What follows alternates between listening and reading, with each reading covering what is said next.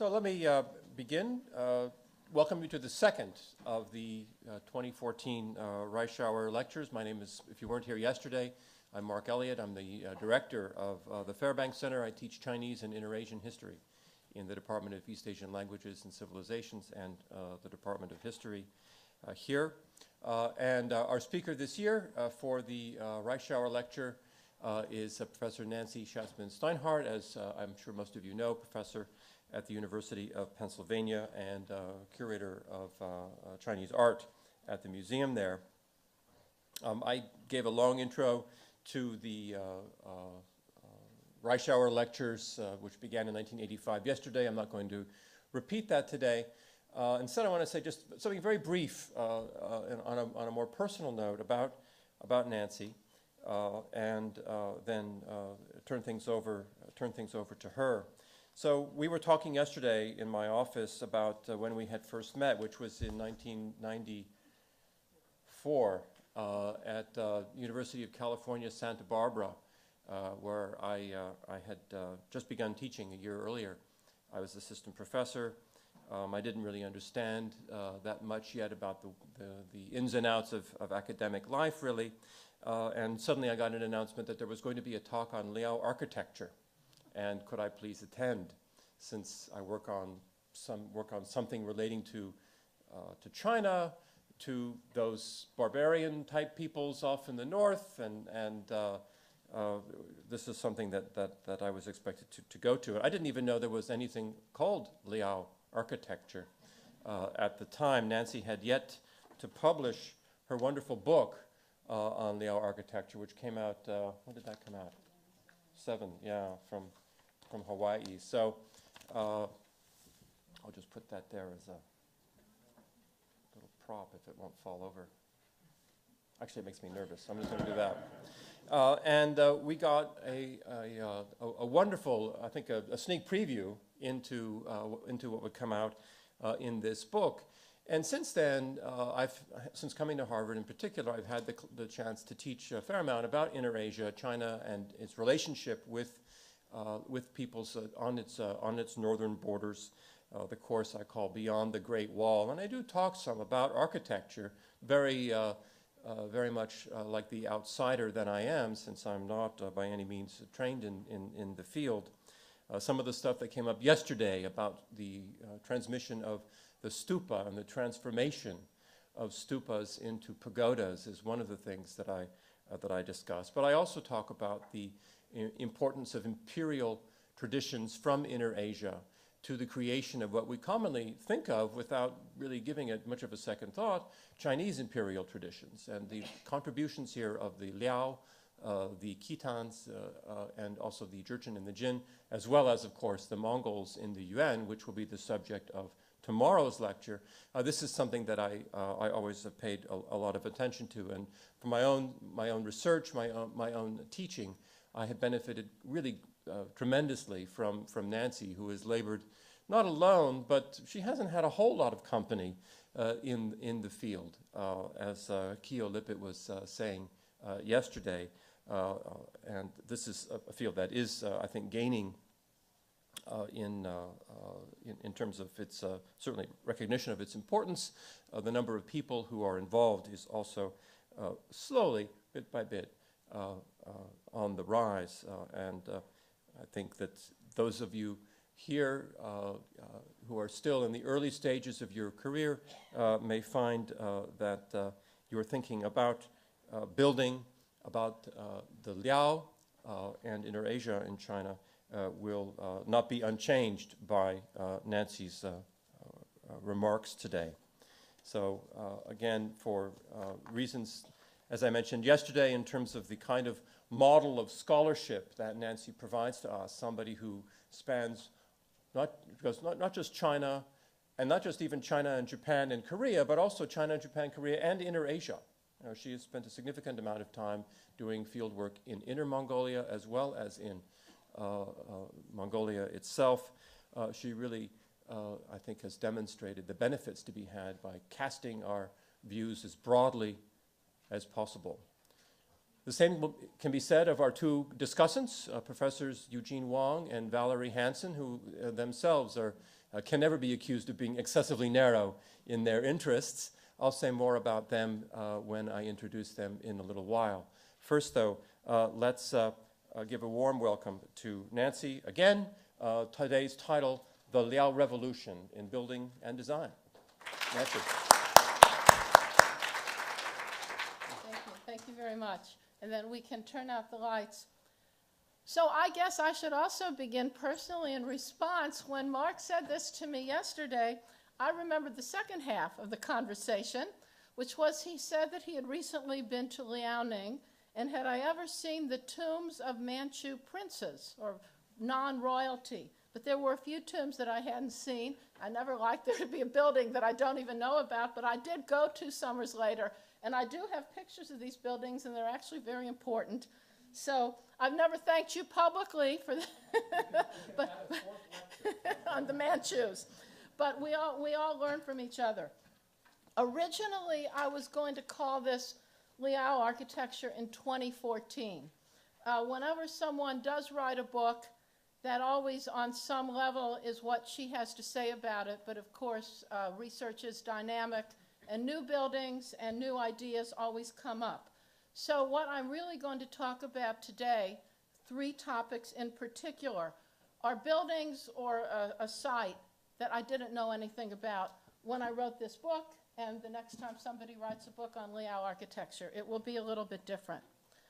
When I say to a colleague, and I think I've probably said this to Valerie Hansen, there's Liao, and there's Liao, and there's Liao. She nods, indicating she knows exactly what I mean. When I say everything about Liao is intrinsically interesting, I get a similar nod.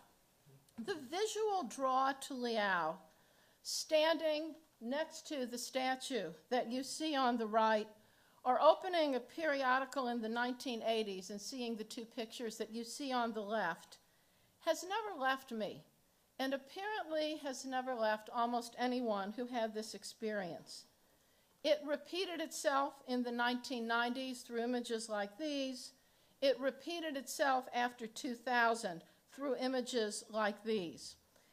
And the fact is, there not only is an intrinsic visual magnetism to everything that I've ever seen that comes from Liao, but in addition, often something almost totally unanticipated is revealed. And the mannequin that you're looking at on the left was that kind of experience for me. So today, as I said, I want to focus on 3 monuments either that have come to light in this century or for which new understandings have become apparent after the year 2000. As yesterday, I rely on buildings and sites as my primary sources. We shall see that Liao employed the Chinese building system almost exclusively, but in ways that the Chinese had not conceived it. I'm also going to return to size today. Yesterday, we wondered why there was so much investment in small buildings. Today, we are going to look at buildings that are enormous. And we're going to see that whereas in the 6th century, builders sought to build as Chinese patrons, Liao patrons used the Chinese system, but they achieved with it what China did not, perhaps never intended to, perhaps did not even realize was the potential of the Chinese building system. So 3 minutes of background. Liao was the first of 3 dynasties that ruled an increasingly large part of China and territory beyond it from the 10th to the 14th centuries. Liao ends 1126. First, as I said, of 3. They are contemporary with Northern Song. They are contemporary with the Tanguts or the Xixia. The subsequent dynasties are Jin that you see here. Now more of North China is under non-Chinese control, followed by the Yuan, for whom China is just one part of a Pan-Asian empire. And Yuan architecture will be our subject tomorrow. At its zenith, Liao ruled 16 prefectures of Shanxi and Hebei in North China, China's 3 northeastern provinces, the area people sometimes have referred to as Manchuria, Korea to the east, Inner Mongolia, the Republic of Mongolia, including the Gobi Desert, to the north and to the west. When Liao falls to Jin, 1125, 1126, Its remnant migrates westward, and they become what's known as the Western Liao or the Karakitai. You see their map here. The empire that would come to be known as Liao, that's the Chinese name, was forged by a man named Abaoji, 872 to 926, inexplicably in 1999 of Land's End fame, where he is credited for the name polo shirt. And the Khitan did play polo, but he made it into Land's End. He confederated semi-nomadic groups in Northeast Asia. He established himself in 907, declared a Chinese reign period in 916, died in 927, was buried here, and his son declared himself emperor of a dynasty named Liao in the year 947. Various of the dates I just mentioned can be found in books for the official beginning of the Liao dynasty. We know of no portraits of these men, such as were painted of their Song contemporaries on the right, or even of their Jin successors. On the left, you're looking at a page from an illustrated version of Rashid al-Din's History of the World, with emperors of China, but the Liao did not come onto the radar of the illustrators at this time. There are paintings that are said to represent kinsmen of the Liao. One is across the river in the Boston Museum, attributed to Li Sanhua.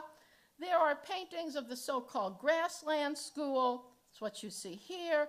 There are images on the walls of tombs. The Liao produced a unique written language with two scripts. Year by year, people become closer to deciphering both of them. Most of this work is done either in Europe or in China.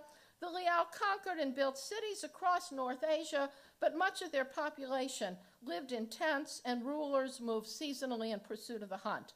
The Liao issued currency, but barter remained a primary form of payment until the mid-11th century. The Khitan worshipped the sun, they worshipped fire. They shaved their heads at the top, they grew long sideburns, they used firewood in their investiture ceremony, they buried dogs in their royal tombs, and their end came in the 1120s when they spared the life of a man named Aguda, who refused to do a fish dance for them at a lake in far Northeast Asia. Almost everything that I just said was known more than a century ago. One finds a textually based discussion of the Khitan by Edward Chavan on the right in volume 21 of the Grand Encyclopedia in French. That comes in the 1890s. It's followed by his article, Chinese Voyagers Among the Khitan and Jurchen, 1897, 1898 issues of Journal Asiatique. Father Joseph Mouly on the left studied selected Liao cities in 1922 and royal tombs in 1933 and published these articles in Tongbao. Rolf Stein, who we mentioned yesterday, translated several chapters of Liao Shi in the 1930s. There were also contributions by his teacher on the left, the famous Paul Paleo. The Russians did a translation of Liao Shi in the 1930s.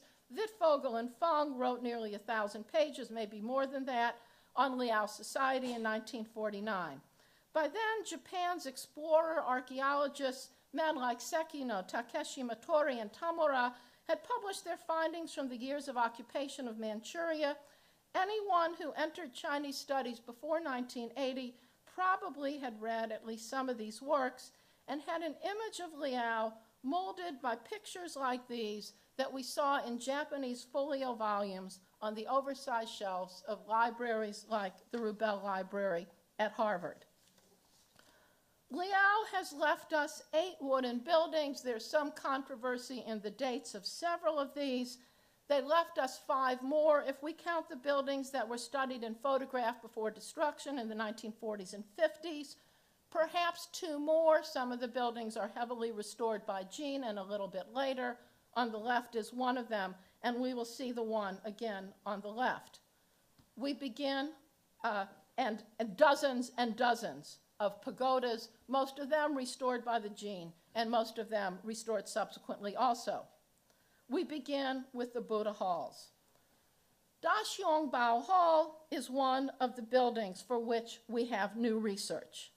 This name, Daxiong-Bao Hall, is not a standard name for a Buddha hall. It's not found in standard Buddhist dictionaries. For those of you who are immediately saying which dictionaries, Foguang Sidian, Bukkyo Jiten, and Mochizuki Bukkyo Daijiten don't have this name that you see on the screen.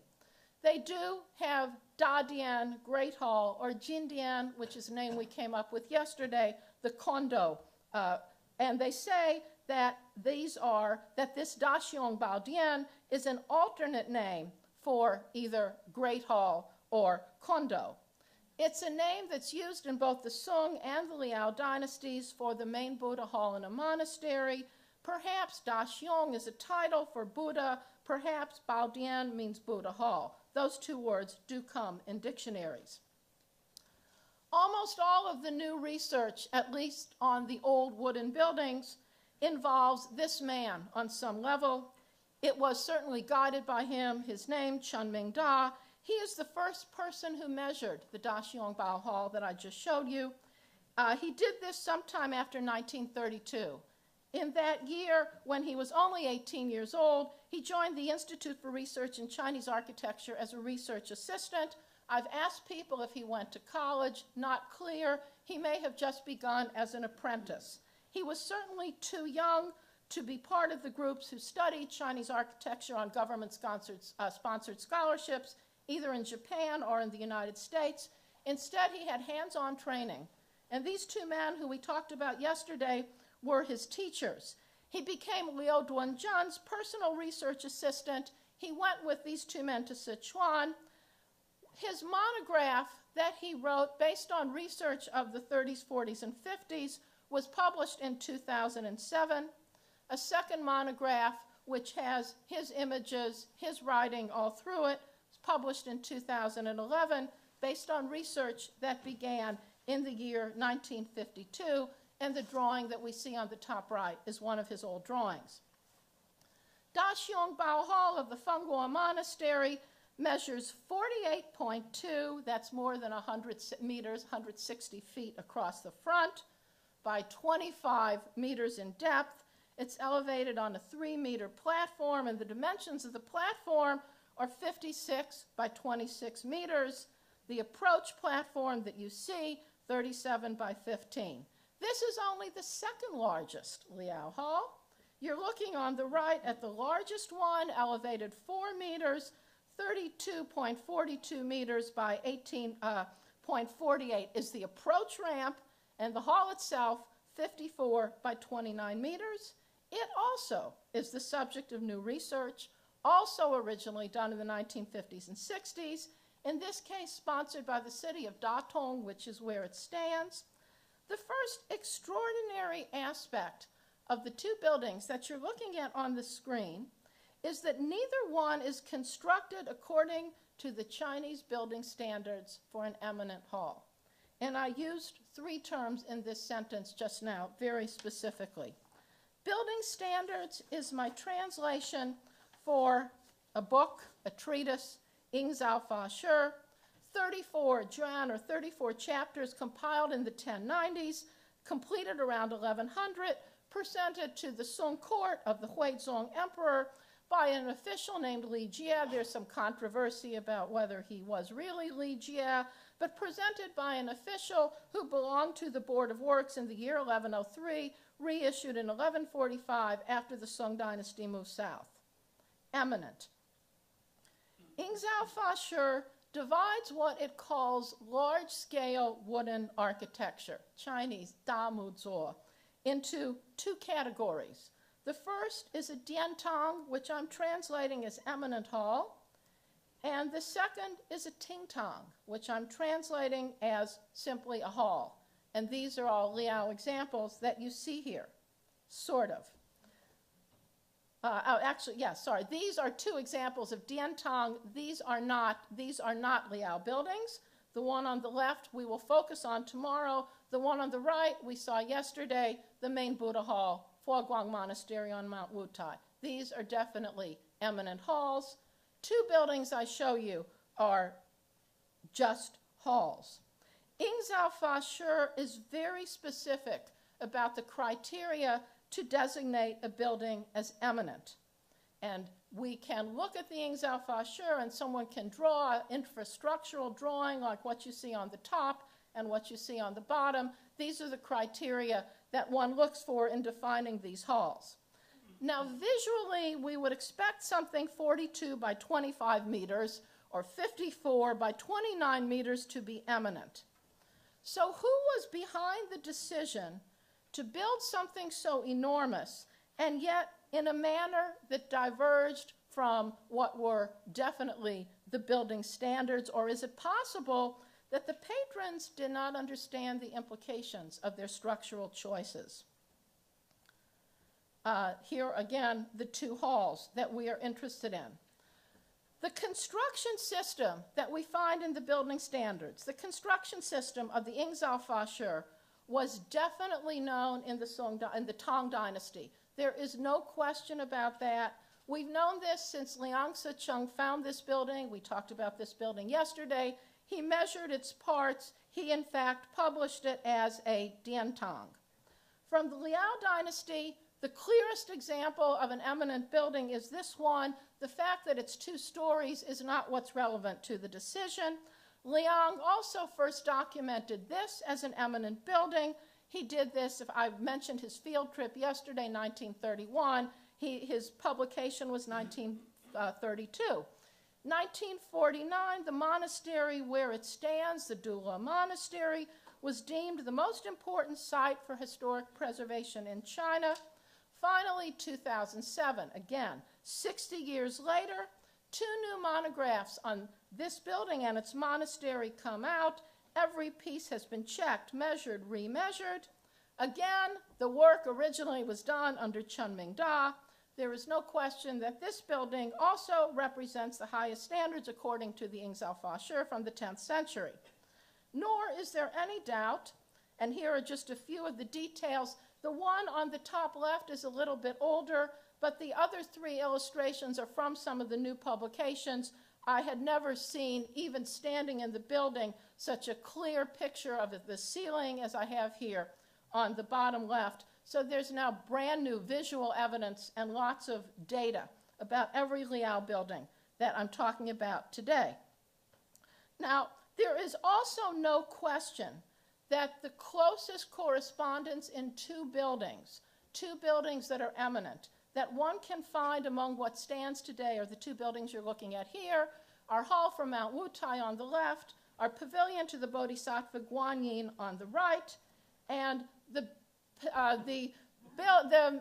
comparison, the similarities manifest themselves in bracket sets. Now, yesterday, and others have heard me say, I've often felt that the excessive love of bracket sets hampers the study of Chinese architecture, such that we never get beyond them to explore the big questions. Please trust me, if I showed you a chart in which every one of these pieces is measured, they each have a name. We find them in 847. We find them in 964. The talk will get, I think, technical enough for you today. I'm not talking about bracket sets, but I'm talking about other features of structures, but seeking to do it for a purpose, to look at what I hope will be some bigger questions. The bracket sets that you see are 7th rank according to the Ingzao-Fasher out of a total of 8 possible ranks. And when I eventually publish this, I'll put in a chart with all those measurements. The second Liao building that exhibits eminent construction is this splendid 67-meter building. It's so large, people just call it the wooden pagoda or the timber pagoda. And let me add that this has a date of 1056, 72 years later than our Guanyin Pavilion. But there are some who say that the Guanyin Pavilion is really a Tang building. It is not a Liao building. The Liao only restored it. In other words, even taking away further the possibility that the Liao built an eminent hall.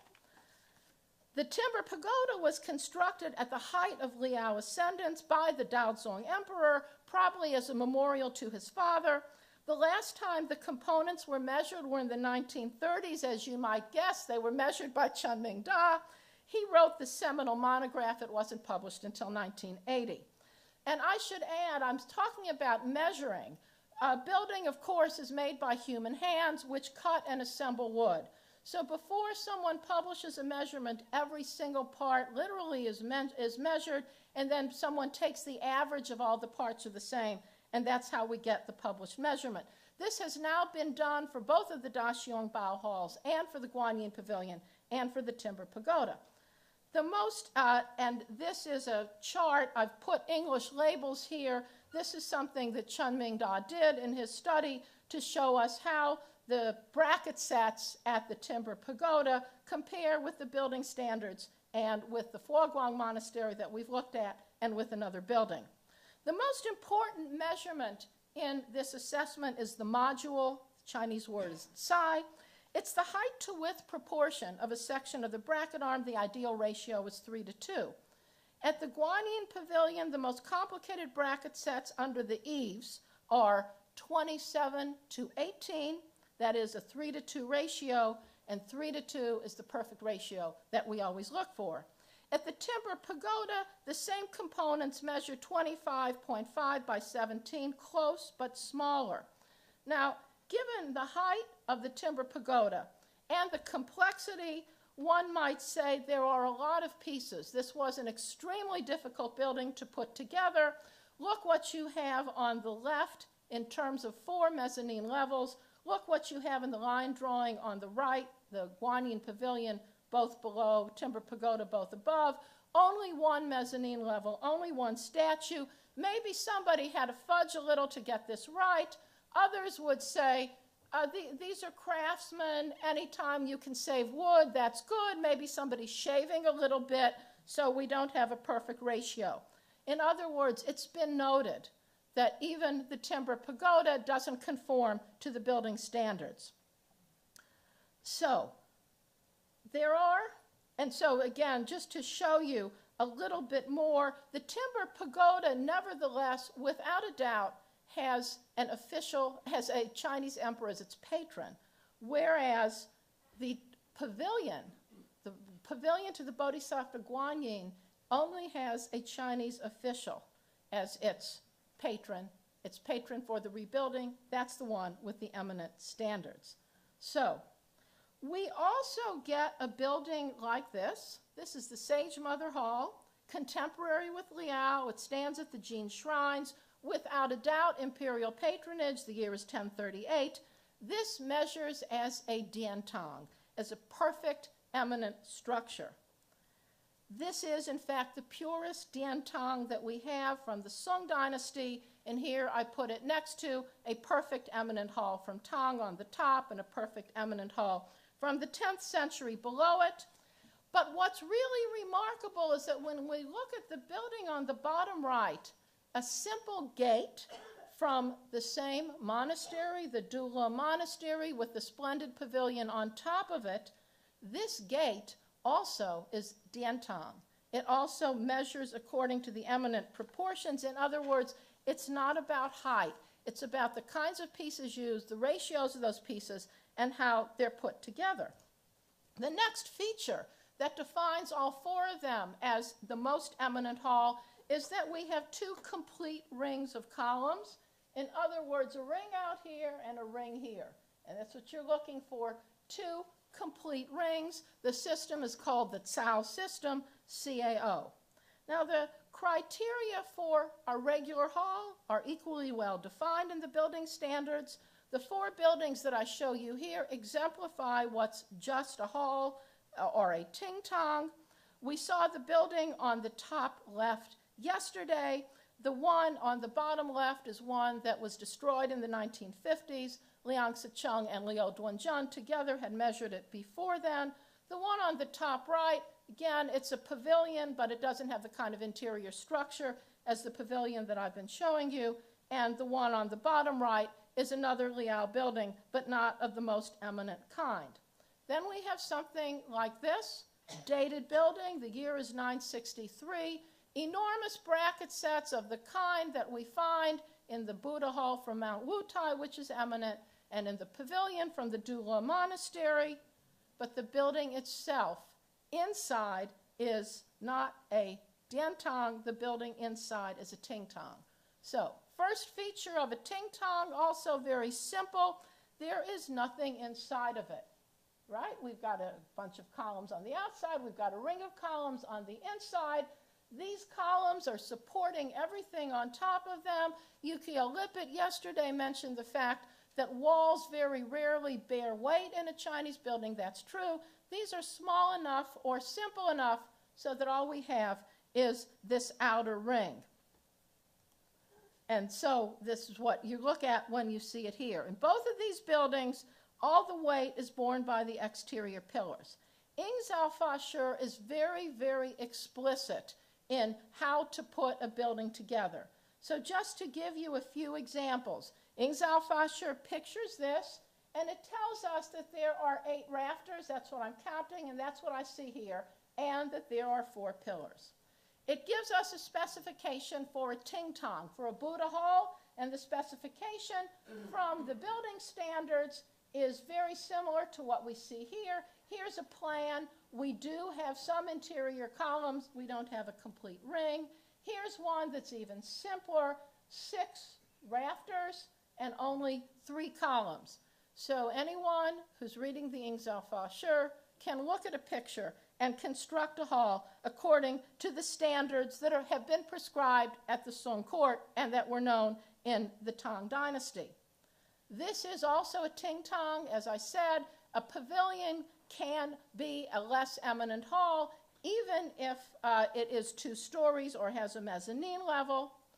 I should also add that whether it's an eminent building or not an eminent building, we can still have a complicated roof, meaning we have pillars, we have beams, and we have struts, so we can have a roof come out with gables. When we have a flat side like this, we're going to have just simple overhanging eaves. Buildings can be fairly complex and still be somewhat according to the ting-tong or ting-tong standards. Now, what do we call a building like this?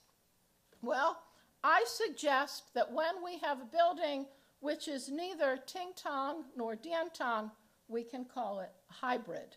And that's what you're looking at here. These are enormous buildings, but they are both what I would call hybrid, and they are both imperial. What are the features that define them? Again, I'm giving you the minimum that I feel I should give you technically to prove the point that I'm about to make. This is the last technical list that I'm going to give you. Are Daxiong Bao halls from the Liao dynasty that are hybrids between eminent and hall themselves. Have bracket sets at least a 5th rank, sometimes higher.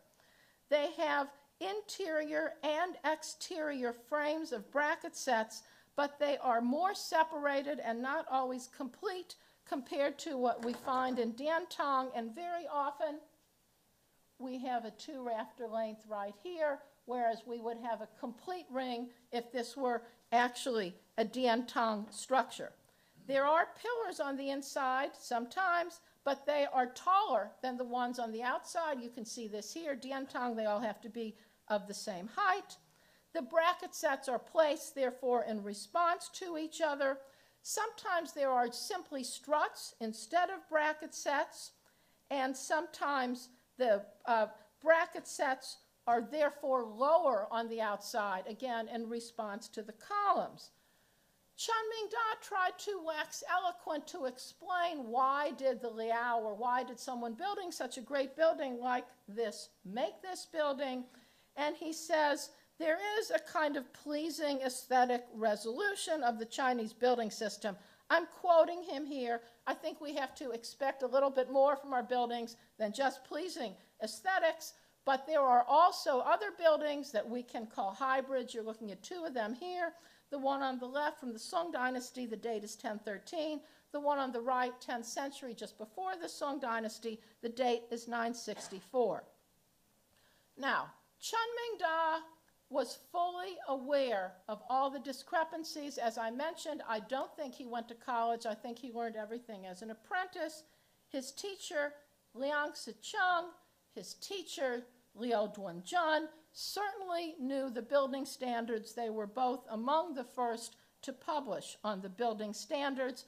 This on the right is another Liao building, lost but photographed and studied by Liang Sicheng, that was also very large and also a hybrid.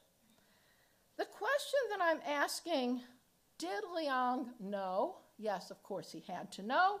The reason that I'm asking it is because Liang Sicheng was one of 12 architects who submitted a design for a competition for the National Central Museum in Nanjing. This is what the museum looks like.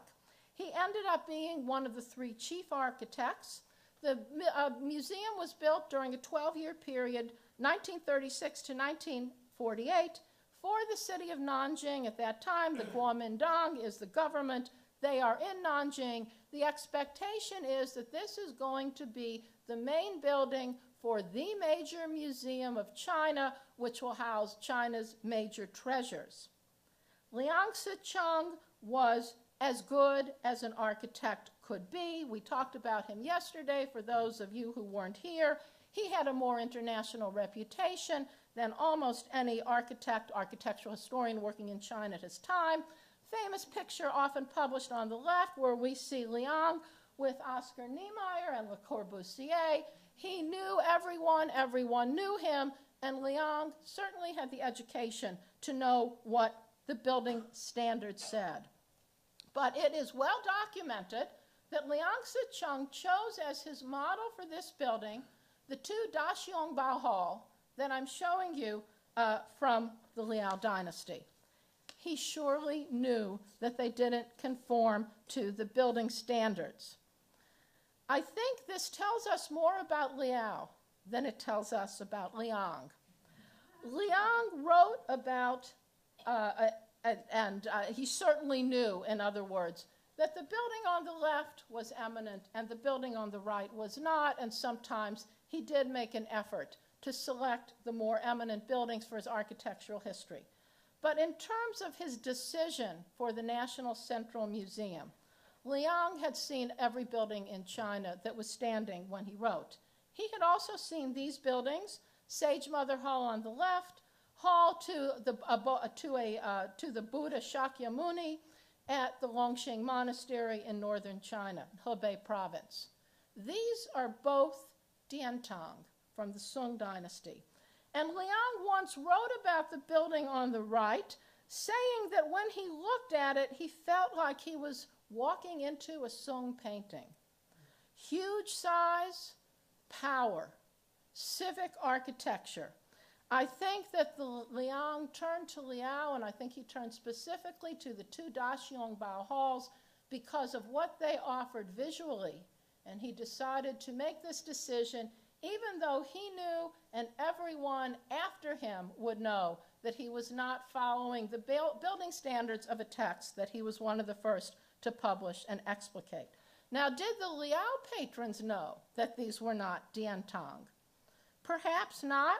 Perhaps it didn't matter because probably these buildings represented size, grandeur, eminence, and had the features of the Chinese system that we talked about yesterday that would present their image as patrons of Buddhist monasteries, the way they wanted it presented. If we look a little bit deeper, we find that a number of buildings that were constructed by the Liao were not always following the most eminent building standards. So this is one of the most interesting examples. This is the tomb of a Liao emperor. This is a tomb of the Xiao family, what's known as the consort clan. The Liao family, the Yelu, often married women from the Xiao. Males from Xiao often married Yelu women. But if you look at the bracket sets on the tomb, we have this very simple 3 blocks at the top and 1 arm that we saw in some of our simplest brackets yesterday, whereas the consort clan have 5 different levels coming out, fanning out, and more pieces at every turn. What you see in the imperial tomb is a 5th rank bracket. You can take these pieces, you can put it next to, here's your Chinese number 5, you can put it next to what a 5 rank bracket set from Ingzao Fasher should be, and you bet they were using the building standards because look at the decoration in the tomb. We have our striated gradations of greens and blues, and we even have our bird that turns in flight. Building manual could have been right there with the people decorating the walls of the Liao tomb. Moreover, outside, the pagoda that stands in the precinct where the 3 Liao tombs of the emperors are built, the one I just showed you is the first one, definitely had 7th rank bracket sets. So in other words, in this private world, whoever is building for the Liao perhaps are not giving them the eminence that they are due, and perhaps that's also what was happening, even though these are enormous buildings, at the 2 Daxiong Bao halls. That's one of the aspects of Liao architecture that I've learned, at least in the last few years, in main part because all the measurement of the buildings that I've mentioned to you were sitting in research institutes, and only recently have they all become published, so we really know a lot about the structures. The study of Liao architecture in the last 10 years or so, however, has redirected, perhaps it's even recentered, our understanding, to the extent that there are many who would say what I'm talking about today should really be called Khitan architecture. That's certainly what the Russians and what the Mongols would call every building that I've looked at so far. Khitan urbanism, or Liao urbanism in China, focuses on buildings around 5 capital cities. You see air views, redrawn wall plans, or sites of all the capitals on the screen. On the Russian-Mongolian end of the Khitan Empire, we also have cities. The most famous is this one. It's called Qin-Tolgoi. It's been known since the 1930s, when the plan on the left had it plotted. That was the Bukhanich excavation. Kislyev, 1950s, returned and published a more careful plan that looked similar to the one that I just showed you. It has never been studied alongside any of the cities in China. On the left, we are looking at the plan of the first capital that the Liao walled in what we call China today, the Upper Capital. It's officially in Inner Mongolia. Perhaps we're looking at on the right at a city that had multiple walls with a large part where the main Liao construction was. The upper part of the Upper Capital on the left is the Liao, or the Khitan city. So what would the source of the Khitan or Liao city that I just showed you be? Should we better identify it with the remains of Uyghur cities that the Khitan saw en route when they traveled in Mongolia, cities like Karabalgasan? And how do the cities of the Parhe that we talked about yesterday change our image of what the Khitan saw en route to building something like Qin-Tolgoi? So you have where the Parhe or Bohai were. Top right, a Japanese map. Below it, a Chinese excavation map, Chinese study of the city that's marked as Longchuan on your map on the left. And the Bohai, of course, also controlled what are the maritime provinces of Russia today, northeastern provinces of China, and the Korean Empire. All those parts of Parhe were absorbed into the Liao Empire. Parhe was paying tribute both to Liao and to Heian Japan in the year 926. And just as an aside, there are more than superficial similarities between the 7 Buddha Hall on the left and the 9 Buddha Hall on the right. The one on the left is the inside of the Daxiong Bao Hall that I've been talking to you about. The one on the right is a building in Japan from 1107 with 9 Buddhas. I once gave a paper on this, and again, I don't want to, it's pre-2000. I'm not talking about it today.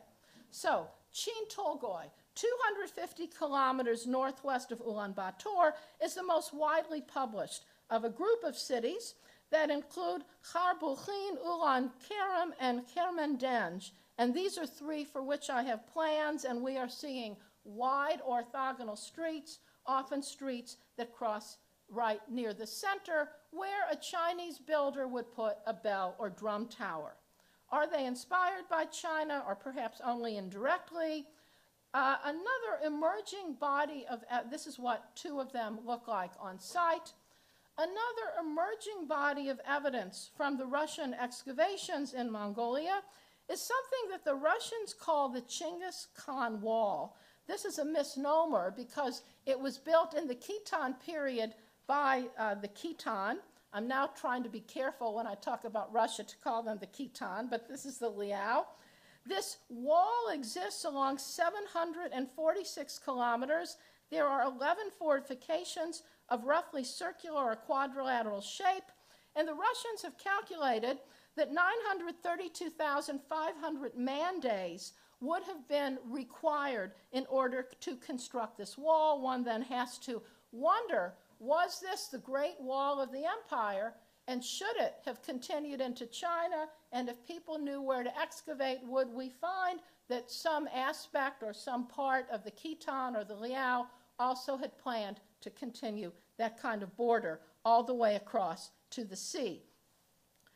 We are certainly looking at a huge organized labor force that built not just in the Chinese part of the Liao Empire. And one of the ideas that I'm trying to convey in these talks, especially today and tomorrow, is that nomads and semi-nomads who emerge on the grasslands, we're seeing much more architecture with many more permanent materials used in that architecture than we sometimes give them credit for. And they are also living among highly skilled craftsmen. So Alexander Ifliev and Nikolai Kradin, two of the main excavators at Chin-Tolgoi of the last decade, write that this is the most interesting object that they have found there. I agree. I'll show you why in a minute. It's tiny, it's porcelain, it's hollow. The shell is only 58 millimeters. You have a measure here. The body is between 4 and 7 centimeters, and it was excavated at Chin-Tolgoi, not necessarily from a tomb, just from somewhere in the city. The statue wears a garment with a belt, and he has a dog. And I immediately thought about this. The Russians who I talked to hadn't seen it. But on the right, you're looking at a statue that when I saw it in 2009 was in the Balin Zochi Museum near the remains of the upper capital of the Liao dynasty. We have our man wearing a belt, and we have a dog, and I mentioned at the beginning that the Liao buried dogs in their tombs. In other words, monumental from a part of the world where one would find statuary along the approaches to tombs, and in the Mongolian/Russian part today of the empire, a tiny, valuable, portable object of the kind that nomads and semi-nomads had patronized through the ages. We're looking here at examples of Scythian gold, people who did travel, who didn't stop to build statues, but spent their wealth in this way. I think that the tiny man and dog are evidence of what was going on in the Khitan part of the, western part of the Liao Empire. So far, there are no tombs from the Khitan in Mongolia or Russia that would suggest or give way to the kinds of blockbuster exhibitions that we've had all over the world of Liao material. No metal wire suits, no mannequins. That's so far. But there is this building. This building in Karalanbar's Dornod province, it has to be a pagoda. At a glance, from a distance, the profile identified itself to me as Liao. The building on the left from the remains of the upper capital of Liao in Shangjing is not the best or the closest profile I could show you, but I had a series of photographs as I walked to it.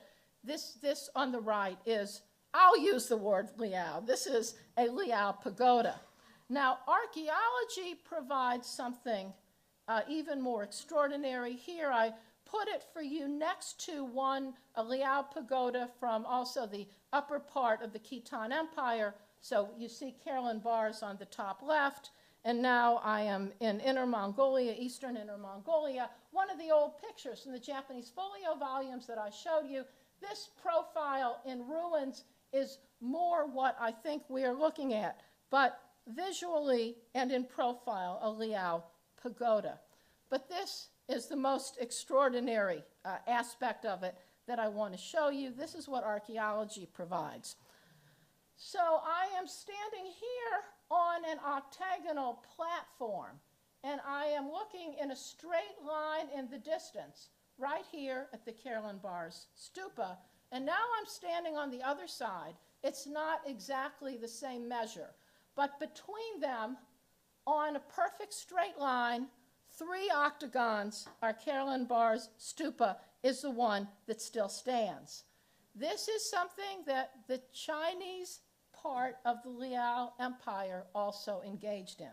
Now we're back at our building of 984, our Guanyin pagoda, pavilion, with the window open. When the window's opened, the eyes of the Bodhisattva look out the window and project right here to a white stupa. I'm using the word stupa now, stupa or pagoda. It was refaced in the last Chinese dynasty Qing, but there is a reliquary in it with a date. This is also a Liao pagoda, straight line, one monument to the other, and we can trace the fact that it was intended to be a straight line at least to 1831, record of Jizhou, a gazetteer of the region where this stands. I describe this as a protectorate relationship, major monument where the deity at the top of the pagoda or pavilion looks out on what's in front and behind. And in fact, if we look at our hybrid, not even eminent, enormous Buddha hall in Yizhou or Yixian, so here is our pagoda at the Jiaso Monastery, and here is our hall, and it doesn't have to be a north-south line, but this distance is about 5 kilometers. The Liao were building major monuments in relation to other monuments with this pagoda, I suggest, as a hub. This is not to say the Song did not do this. This is to say I can document it for Liao, and I think we therefore have to consider if our enormous white pagoda with 7th rank brackets that stands before one gets to the 3 underground tombs where those emperors only got 5th rank bracket sets, if this also didn't have the same kind of protectorate relationship, or if the timber pagoda also didn't have this kind of relationship. The Liao may well have built with local materials, but I feel that they were aware of the potential of Chinese architecture, especially monumental architecture, in ways that so far we haven't seen it from China. So, does this mean that what I'm talking about here, this protectorate relationship, is something that the Liao conceived or that the Khitan conceived? Or is this another example of the ability of Liao to take Chinese and East Asian architecture to new heights, as I said at the beginning, something that I've always been in awe of? Perhaps this time the Liao don't get credit. So yesterday I showed you a plan of a monastery called Huangnyongsha from the Shilla Kingdom. But what I'm showing you today is where the pagoda of the Huangnyongsha was. And now if you look at this gate, it's a modern entry gate of a monastery named Buhuangsha in Shilla. Just to remind you, this is how the Huangnyongsha has been reconstructed. This is the height that people think the pagoda that stood here had. And if we look at Buhuangsha, this is what stands today, one of the 2 twin pagodas. But in fact, it's a 390-meter distance where a towering major monument of the city would have made it possible to stand at the top of the pagoda and look down in a kind of protectorate relationship of the other buildings in the vicinity. So now the question we asked yesterday, does China get credit for this? Well, the closest, I think it's worth bringing into the discussion these 2 buildings. Yesterday I mentioned the Yongning Monastery in the city of Luoyang. This, I didn't show you reconstructions yesterday intentionally. This is how this has been reconstructed. It was very tall, But even taller, on the sacred central peak in Henan, 65 kilometers away, the same Empress Dowager, in this case when she was regent for her grandson, less than 10 years later, built a major monument at the top of the central capital that would, in a sense, have made it possible to shine its radiance on the other smaller monasteries and smaller pagodas around it. But what we have to come away with, even though this can't all be proved, but this is now out here for 21st century research, what we can say, I think, is that without the infrastructure of the city and without buildings like this around them, the Liao or the Khitan built not one but 3 octagonal pagodas in one line on the grasslands in a place that couldn't have been harder to get to when the Liao were ruling than it is now, in some place that's really not in the middle of anything. In the second half of 2012, the building foundation that I'm showing you on the left was published, and the line drawing of, or the sketch of it that I'm showing you on the right was published. The site is called Shishanpo. Initial excavation showed a large hexagonal foundation. It is assumed it was a pagoda. It almost certainly was a pagoda. Again, so far no documentary evidence, just the building site. The site is within the northern part of the Liao northern capital. So I showed you this in a Japanese line drawing from an old publication. This is a Chinese air view. It's an irregular wall, and I actually cannot find out. I haven't been here. I'm relying on pictures of colleagues now. It's not what you see here. I'm not sure where within this wall this building foundation remains. The capital was begun in 918. That doesn't mean that we are looking at a 10th century foundation, but I think that's likely. We are within the part of the city where the Khitan lived. By January of 2013, we had this picture. We know that it is hexagonal. We know that there were 2 small hexagonal structures on either side, and we know that it's of the Cao system. The system that I mentioned used for eminent construction. This is the inner row of pillars, and there was an outer ring around here. So we have eminent construction within our pagoda. Presumably 1 pagoda and 2 small ones flanking it. There is a T-shaped approach to this pagoda. That's right here. Chinese feature. You can see what it looks like on site. The platform that you see is about 40 meters in diameter. About 2 meters of it stands today.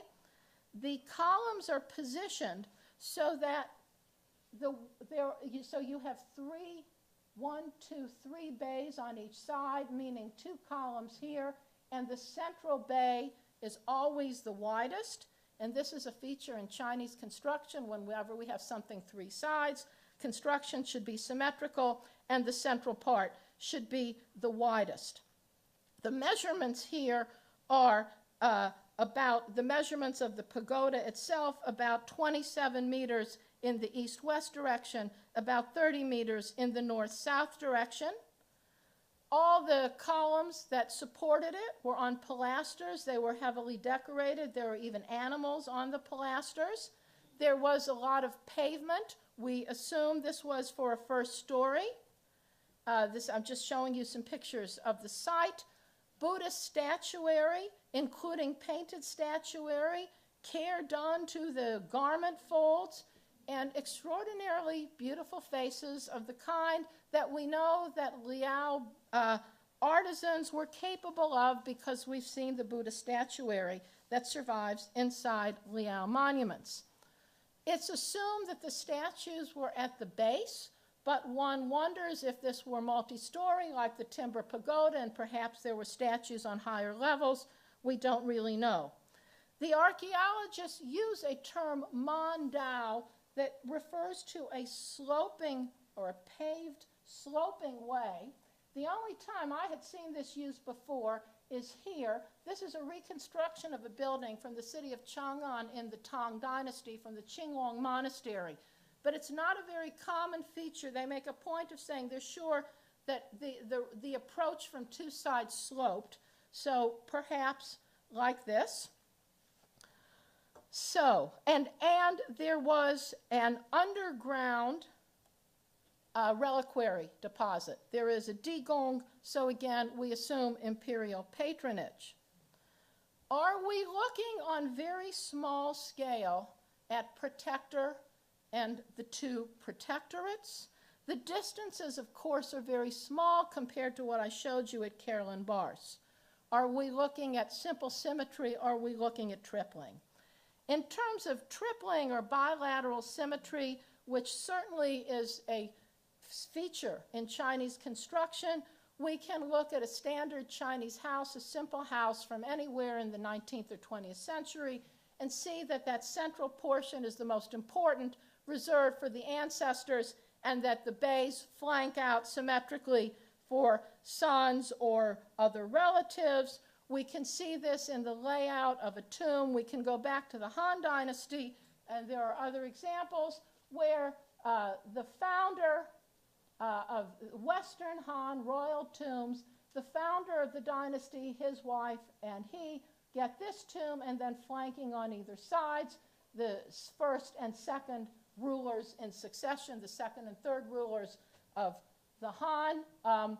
My picture up here is nicer, but it's actually harder to read. But this principle of the central is the most important and the two that flank it certainly is something that we can trace through Chinese architecture.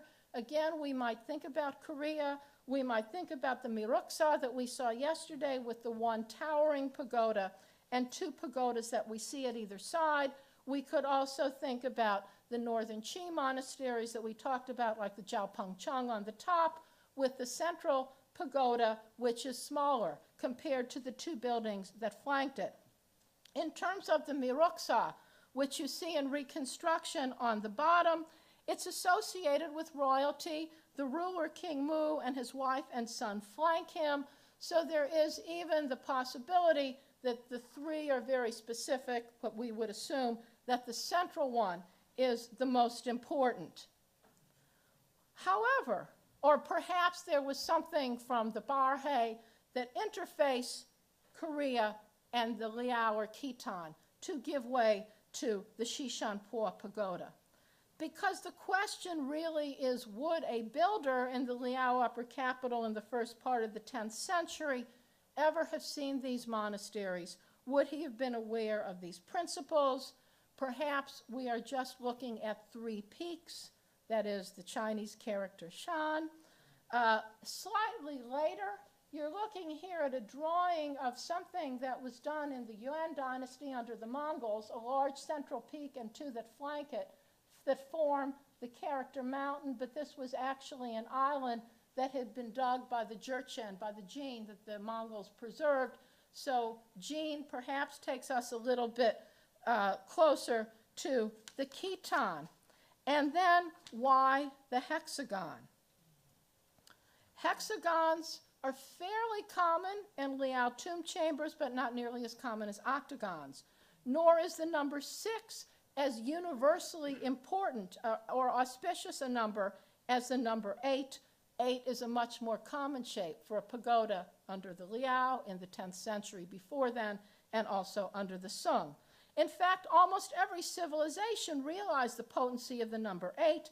The Penguin Dictionary of Curious and Interesting Numbers calls 8 universally the number of cosmic balance, the shape of the Tower of Winds in Athens, the baptistry symbolizing entry into eternal life, the number of arms of Vishnu, the lingam around two central ones at Angkor. For China, of course, the trigrams, eightfold path, petals of a lotus, Taoist immortals, and on and on and on. 8 is also the 4 cardinal directions, the 4 corners, and we can even add 9 for an even more powerful and auspicious number. And 6 offers us little by comparison. It's the smallest perfect number, meaning it's the sum of its divisors 1, 2, 3, I don't think the Khitan were thinking about this when they built a six-sided pagoda. I don't think they were aware of Xie He's rules of Chinese painting or Peixiu's rules of cartography. One can think about artistic license. One can say they started and that just they could see it wasn't going to work. This angle is different from this angle and this angle. This should have come here and this should have come here. You can see that I'm groping. But in a sense, this is always what Liao architecture is all about. We have right here, 2014, another enigma of Liao architecture without a text, without a stele inscription, without any information from the Khitan to tell us what this is. Again, the Khitan royal patrons construct bold, magnificent, enigmatic buildings. They surely knew that the Kherlen Bar Stupa was one of three structures. They surely intended to construct a line of walled cities along their northern frontier. They surely sought size, but perhaps were not aware that their most massive buildings did not conform to the stipulations for China's most eminent halls. And I would like to believe that their intent was for 6 sides and not 8 in a pagoda with the kind of statues that I showed you in their upper capital, but we don't really know for sure. I have been in awe of Liao architecture since I first saw it. Each new building not only reaffirms my understanding of Liao as East Asia's most creative, if not revolutionary builders on the grandest scale, Liao uses the Chinese and East Asian architectural tradition and standards, never compromising them, although perhaps not always understanding them fully, but always taking them to new heights. Liao does not change forms. It only changes how to put them together. The location of the Liao Empire was such that we can expect to find new monuments and that they will continue to affirm that using Chinese and Korean architectural precedents, Liao created an imperial identity in ways that no builders on Chinese soil had done as successfully in the past or would in the future. Thank you.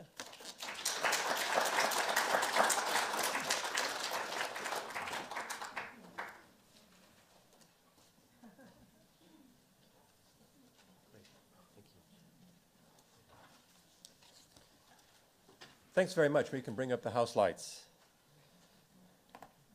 So the first paper I ever wrote in a grad seminar 30 years ago was on the Liao, actually, for Yu Yingshi, on the love affair between Han Derang and the Liao Empress.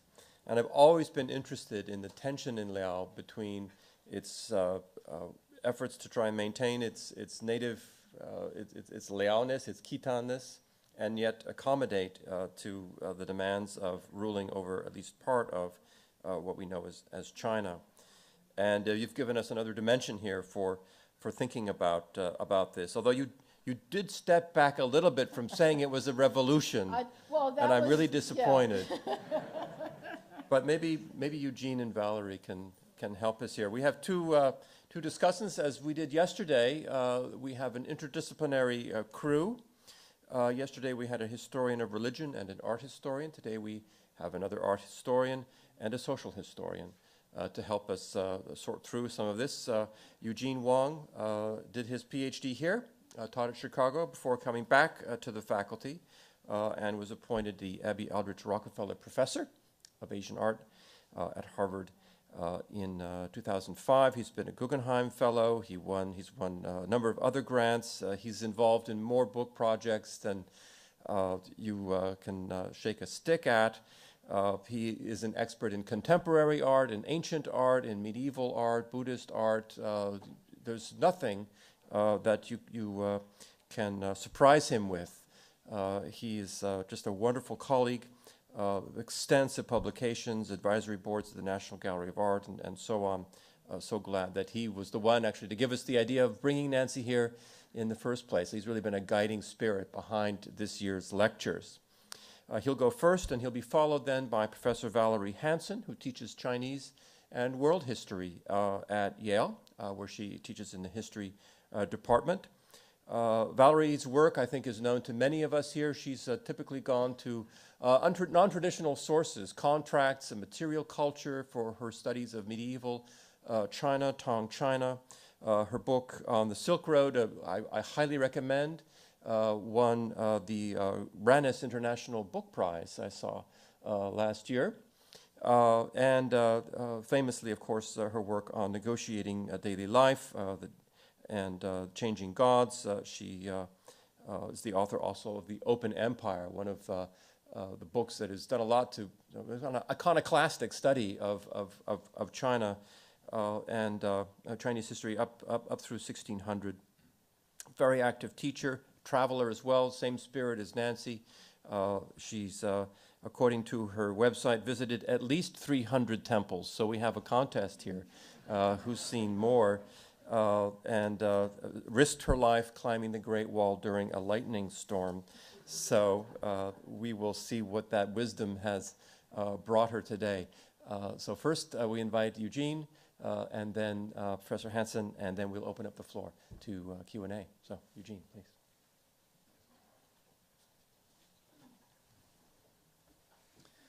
Okay. From Nancy's talk, you already get a sense of the job description of what it means to be an architectural historian. Because first of all, you have to master the massive amount of information about all these elaborate bracket sets, from which I know some of the scholars never quite emerge out of the woods. But Nancy, as you can see, that can be both in the woods and get out of it with ease and ask the big questions.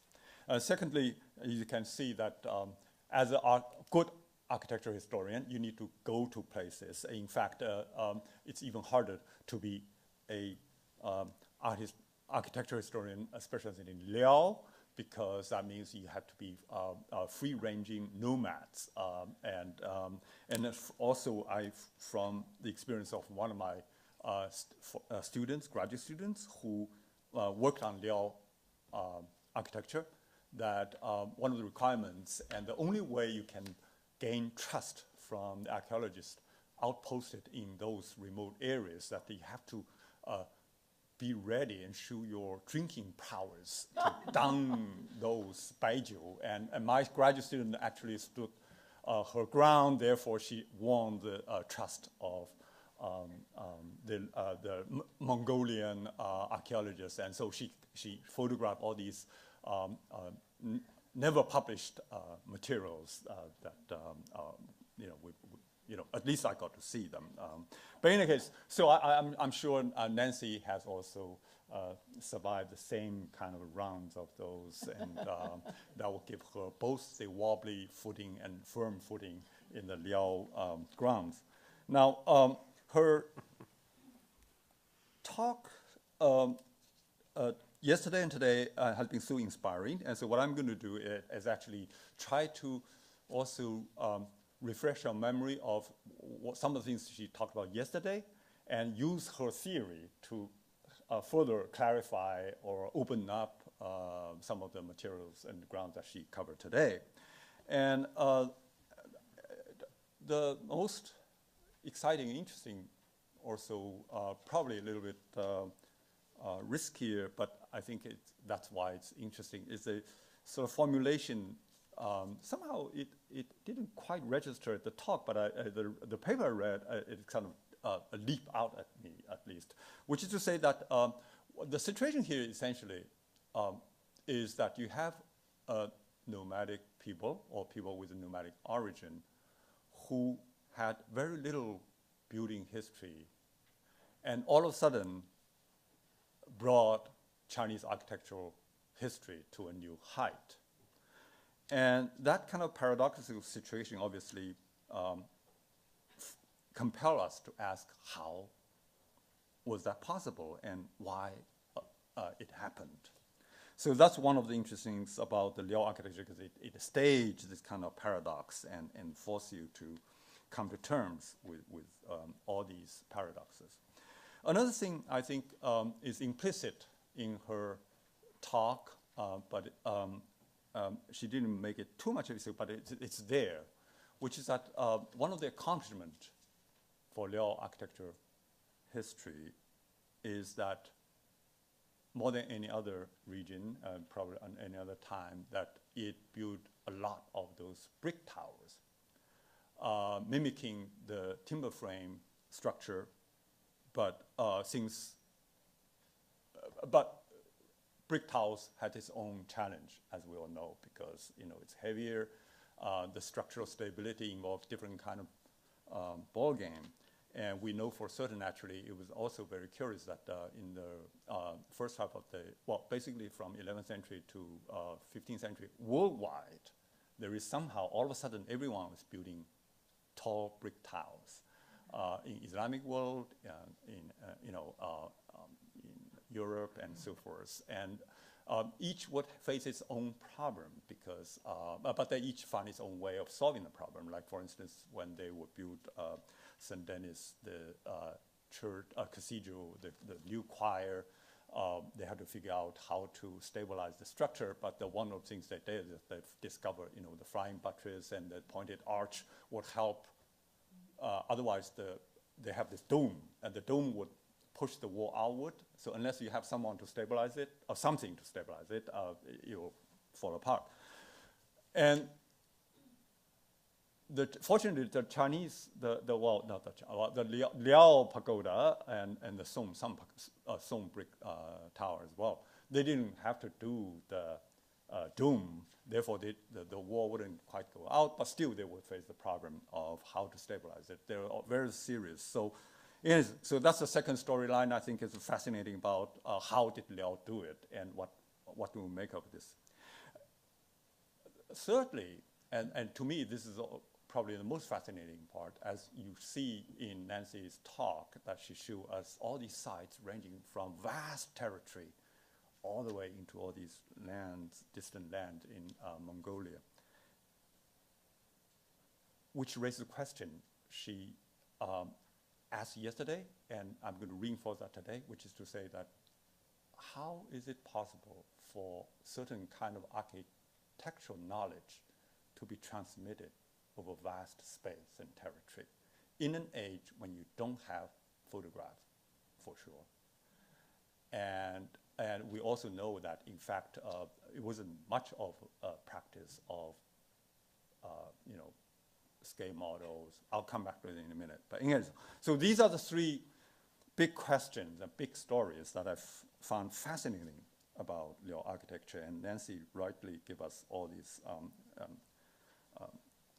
detailed and rich analysis. And so I want to try to wrap my mind around these three questions and reinforce some of the analysis positions and analysis, but also push it a bit.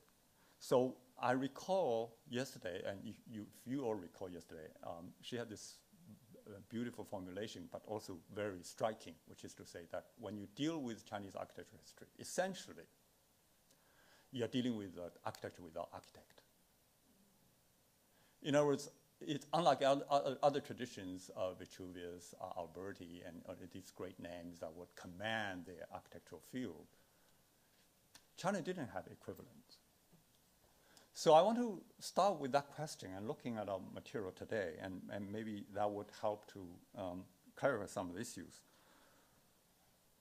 I want to start with the exception. There is a very, very famous architect from Hangzhou. His name is Yu Hao, and he died in 989, and somehow they got him from Hangzhou to north to Kaifeng, and he started to build all these pagodas, and among them the Kaibao Si pagoda that was finished in 989, and it reaches 36 zhang and octagonal in plan, and but that case actually paradoxically, even though we know this is supposed to be a famous architect, but why is it that then I'm saying that it actually supports Nancy's position about this characterization of Chinese architecture culture that goes without architect. Well, he's actually an interesting case because he was so well known. Everyone kind of knew him, so all these literati wrote about him.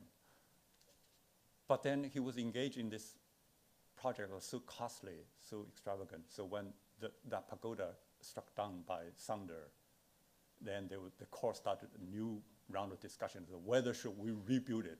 Everyone hated it. And so all these literati start to write about it and say, stop that project. It's smeared with the blood and sweat of people. We don't want it. But the emperor said, forget it, I'm going to build it anyway. So, and then it's from that point on, everyone stopped writing about it. So in other words, if you look at the textual source at the time, basically like a huge lacuna, all of a sudden this towering pagoda, no one writes about it, and they try to forget about it. Which gives us the very interesting situation about those who build don't write, those who write don't build. And then we therefore are in this curious situation. Therefore, oftentimes we don't have any of this record of these builders. But also, it's very interesting that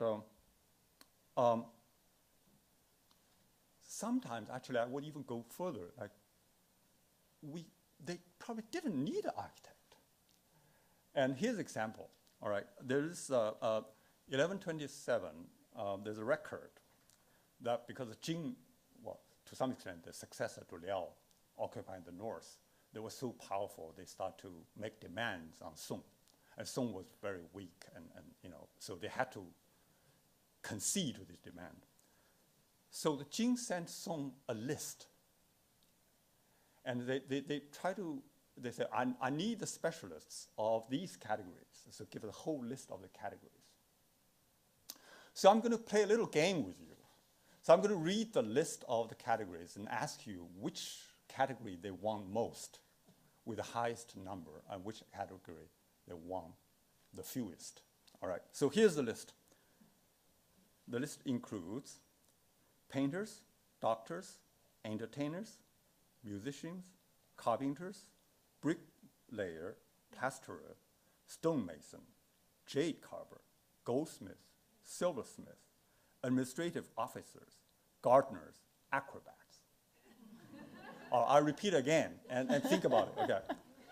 Painters, doctors, entertainers, musicians, carpenters, bricklayer, plasterer, stonemason, jade carver, goldsmith, silversmith, administrative officers, gardeners, acrobats. So anyone want to give a shot? Like this is the Jurchens asking or the Khitans? Jurchen. Okay. They want these categories. And the Song, of course, obliged. So anyone wants to? Acrobats top. And which is the least?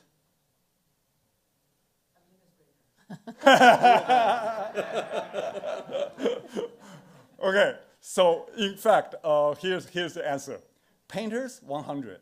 Doctors, 200. Entertainers, 100. Musicians, 400. Carpenters, 50. Bricklayer, plasterers, stonemasons, 30 each. Jade carver, 100. Goldsmiths and silversmiths, 80. Administrators, 50. Gardeners, 50. And acrobats, 150. Look at that. But this list is very interesting. You can imagine, essentially,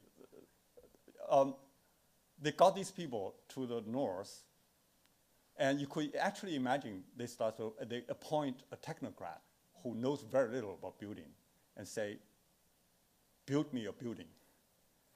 And, and these people start to work. And all the carpenters would know what they were doing. All the stonemasons would know what they're doing. All the plasterers would know that. So each set about doing their things. And lo and behold, the building will rise.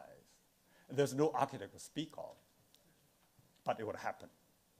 The way I'm saying with this confidence that it would happen is because largely to the culture that was founded on the practice of standardized instructions, very specific terminologies, and modular method that Nancy has demonstrated. So essentially, if you know the set of rules and you know the terminology, you can just build without having to look at elaborate drawing and so forth.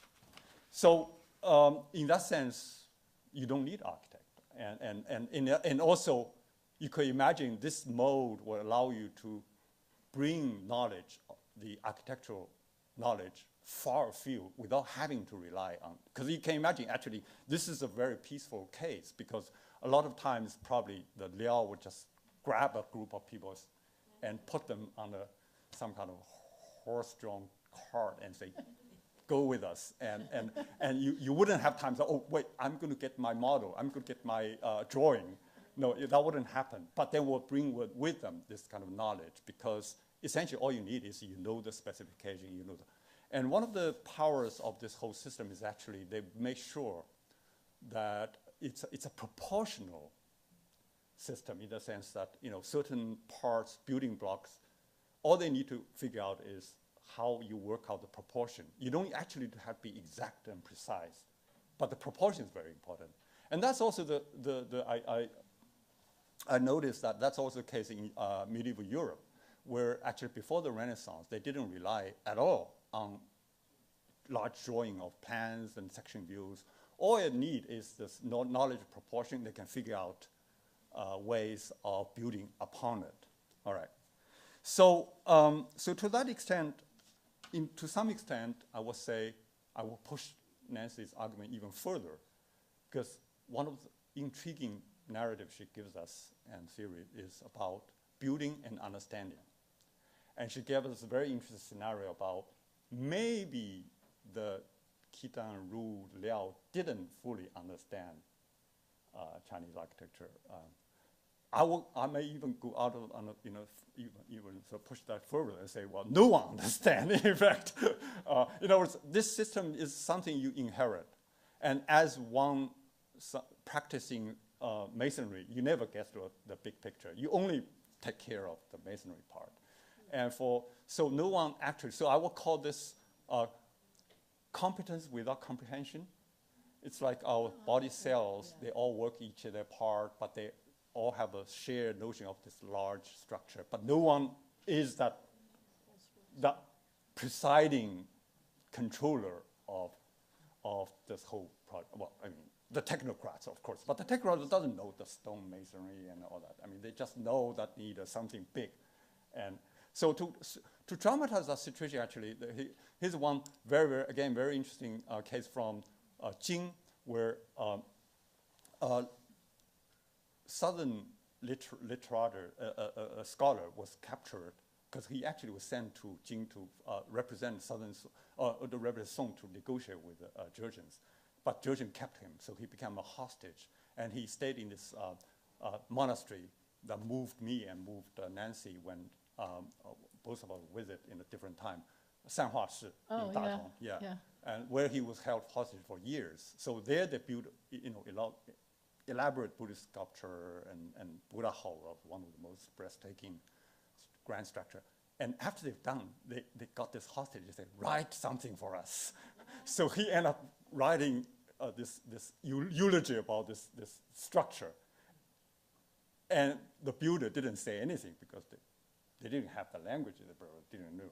So it's the hostage who end up writing the verbal description of this place. Just to say that no one actually has a full knowledge of this.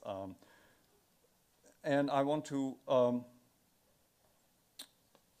basically through a few questions, maybe for us to discuss. And one is that I actually wonder, well, all these questions related to the whole big question of how did they build buildings, the actual procedures.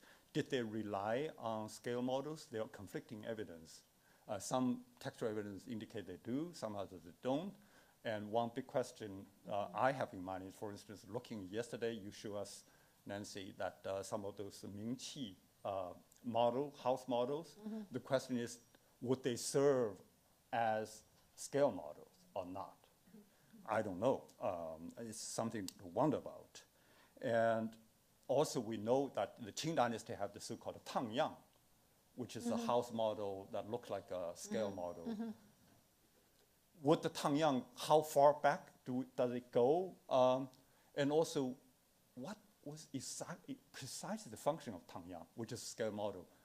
Some theory has it that it was really for the emperor to inspect and prove, much like our clients looking at some presentation of house models and say, I like this, I don't like this. So whether that actually serves practical function of scale model or not is the sort of question I have in mind. I wonder what Nancy's take on it. I want to end by revisiting a very intriguing formula that Nancy gave us, and I think probably get misunderstood, so I want to clarify for her, and I'm sure she will, further clarify, which is that when she said that Chinese architecture is a closed system versus the, what she meant, and the way at least I'd love to see it, what it means is actually, it's not so much the cultural system that doesn't allow outsiders to participate in it. What she means is that it's more like a structural rule of games that has its self-sufficiency, much like a chess game, so that self-sufficient rule of game allow anyone, whether you're Chinese or not, to play that game. So long as you know what's a game to play, and everyone is welcome to play the game. So that's how I understand her, that formulation. So I want to end with an example of a very powerful player who played that game. It's the Wu Tseng, the Danish architect who built Sydney Opera House. He read 营造法式. Yeah, that's true. He was inspired by what he called this additive architecture. And he pushed that principle of additive architecture to a new height. And so essentially, we therefore have this scenario of 营造法式 that helps Nancy to illuminate all this Liao architecture. On the other hand, 营造法式 goes all the way to Australia and to, Denmark and Australia to have the Sydney Opera House. Okay, so I want to thank you, Nancy, for giving us a very provocative talk, and I look forward to one more to come. Thank you. Thanks, Eugene.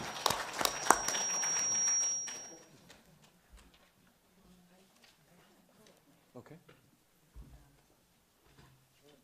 That's great.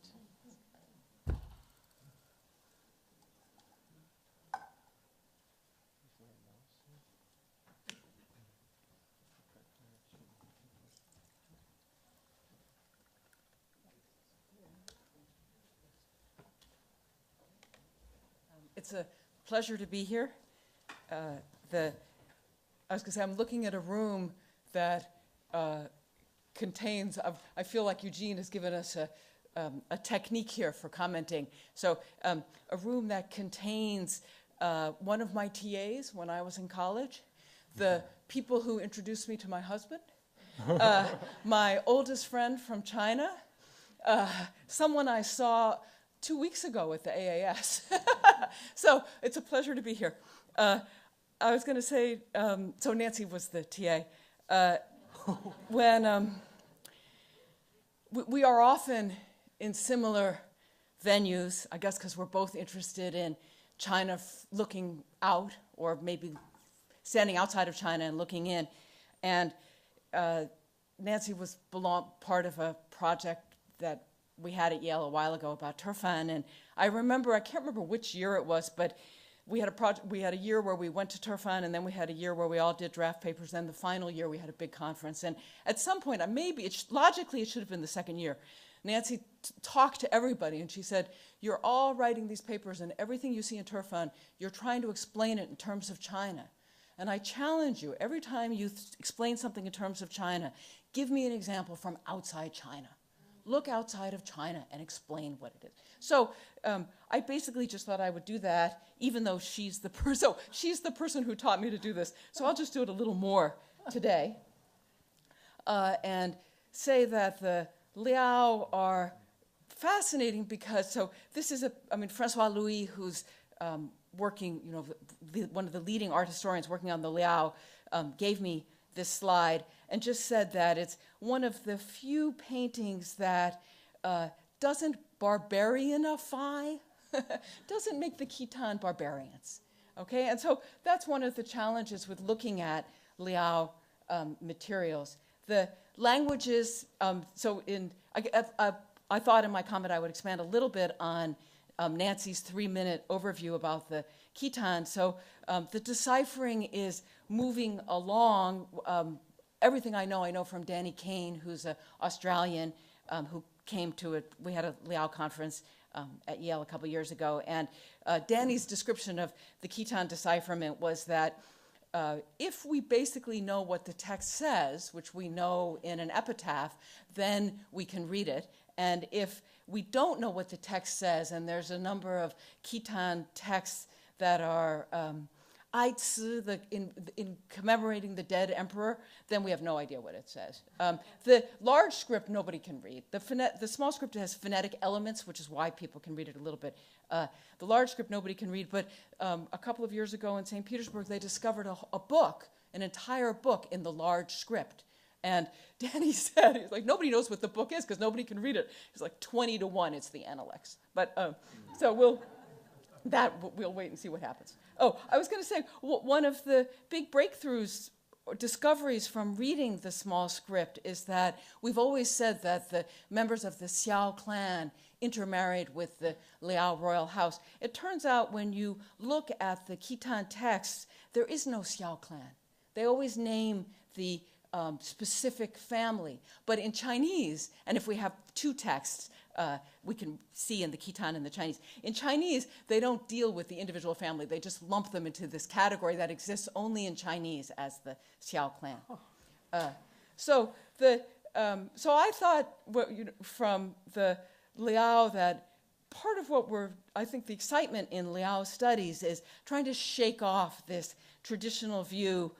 This is from the Cambridge history. It's sort of unfair to finger the Cambridge history for this, but because in so many ways I think that Cambridge history volume started the serious study of the Liao and the Jin and the Yuan. But this is a map showing the territory, just these 16 prefectures in the north that, I shouldn't do that. Do I have is there a pointer up here? Sorry. So, tricky. There. Just this very small area, which happens to contain Beijing, which, of course, from the Khitan point of view, they called it Nanjing. So Beijing was Nanjing, and I don't know, Mark, am I supposed to stick to my time, or can I be like Eugene? If I were you, I would be like Eugene. Okay, then I can ask. I shouldn't say that. Well, I can't be as scintillating and brilliant, but I can go over time. I was going to say, so why is Beijing in Beijing? I always like asking people this. And the answer is because the Liao emperors like to hunt in Beijing. And so they would go down to Nanjing to hunt swans, and they hunted with falcons. And so the emperor would go with his retinue, who would wear camouflage green, and go out into the grasslands and beat down the grass, and then the swans would fly up, and then the falcons would bring down the swans, and the falconeer who presented the emperor with the largest swan got a prize. So, and since the hunting was so good, that's why. So the Liao named Beijing, as our modern Beijing, as their fifth capital in Nanjing, and then it just stays inertia. Right, and the Jurchen take it over, and then the Mongols. So this is the old view, I think, of the Liao as just occupying this small little 16 prefectures in the north of China. This map is also from Francois Louis, and it shows you really a kind of I was going to say all the maps of where the Liao were vary because there's no real way to measure. The purple heartland is where the Liao tombs are. So that, and the imperial tombs. So that gives us a sense of where the center of the empire was. And this map, that's interesting. It's not what I want. Sorry, just keep going. Okay, I like this map. because probably the Liao is probably too big. This is from the Asia Society, but what I really like about this map is that it makes the Liao bigger than the Sung. And I think the real intellectual question that I'd like to ask is, at the time, which dynasty was viewed as more important by its neighbors? And that if we go back to this map of the Islamic world around the year 1000 is expanding dramatically. The Karakhanids take Khotan around 1006. We're not positive of that year. But the Khitans send an emissary to the Ghaznavids in 1025. And we know about this only because there's an Arabic record translated by Minorsky. And the emissary comes from the Liao emperor and says basically, we've heard of you, we should be exchanging envoys. You are very powerful, a great power, and we're a great power. And the Ghaznavid ruler says, well, you're not Muslim and we're Muslim, and you're too far away for us to really worry about. And so they don't establish relations. But the Liao are touching on all these different powers, and there is this border between the Sung and the Liao, and it is permeable. One of the things Sung historians debate is what moves between the Sung and the Liao, and we know some books do. So, Nancy, your example was so great of the bird on the Quillen tomb, so that the Ingzaus Fasher is one of the books. So that, so good. I was going to say, okay, so I'm actually going to stop and end with that question about, at the time, I mean, we may now think of the Sung as the greater dynasty, and it certainly produced more writing, no question. But from the point of view of its neighbors, people may have seen the Liao as a more important or maybe a more menacing dynasty. Thank you. Great. Thank you very much, Valerie. We are really at time. We can allow, I think, maybe one question from the floor, and then we can continue our conversation again. We have a reception set up outside to which everybody is invited. So I'm happy to recognize a question from one of our audience, if such there be. Professor Wagner.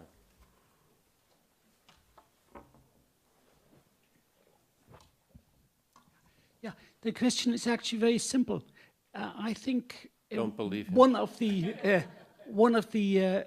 question in the background of why the Liao is so important and is suddenly becoming the pinnacle of the history of Chinese architecture is something which one just might allude to, because Liang Zicheng, of course, was the first to somehow highlight the Liao that way. He had, of course, read Winkelmann.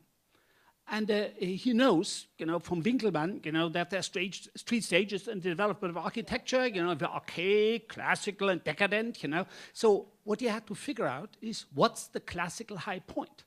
So his history of architecture, and that's the classical high point on which his own architecture, then the adaptive architecture in the 30s is based, right? So the basic idea is the Liao is that point, because he couldn't find Tang buildings. He would have loved them probably, but so he went for the Liao. So the reason why the Liao became this kind of a classical high point in China and the model for the adaptive architecture, you see, in India, Baker did exactly the same thing. They looked for the high point of Indian architecture for the New Delhi, right? So I think that is rather interesting, that somehow suddenly a non-Chinese dynasty is elevated to this kind of a pinnacle of Chinese architectural history. Comment on that? Yeah, only that Liao knew what he was doing, but everything he wrote was that the Tang was his classic age and that these were barbarians.